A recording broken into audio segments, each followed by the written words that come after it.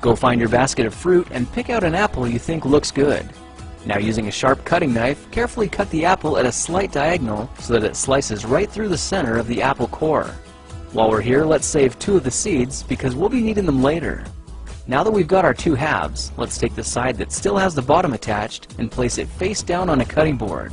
We'll need to place 2 butter knives perpendicular with the top and bottom of the apple. Now we can carefully cut down along one side of the apple core until the knife bottoms out on our makeshift spacers, then use the spacers as a guide to gently cut in from the side. When the 2 cuts meet, you'll have an apple wedge that pops right out.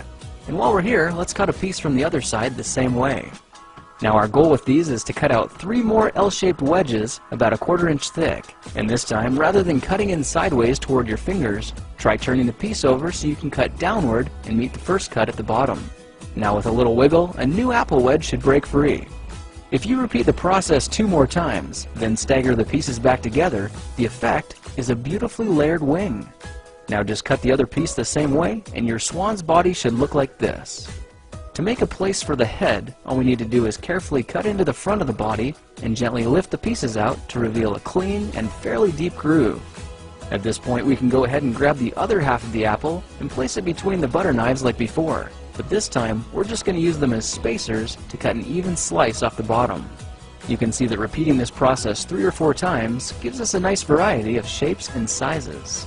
Now look for a piece that resembles a heart that's been slightly flattened on top. All it takes to form the swan head is 3 strategic cuts with a knife. I made 1 angled cut to form the head, a horizontal cut to form the neck, and 1 slanted cut at the bottom for the base.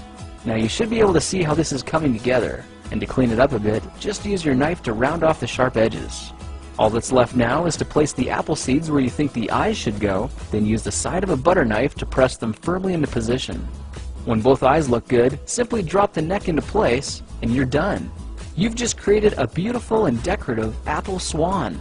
I spritzed mine with a bit of lemon juice to help prevent it from turning brown, then put it on display to show off for our dinner guests later that night.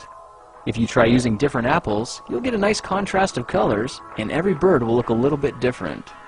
Well, now you know how to take any ordinary apple and turn it into a decorative and edible apple swan. If you like this project, perhaps you'll like some of my others.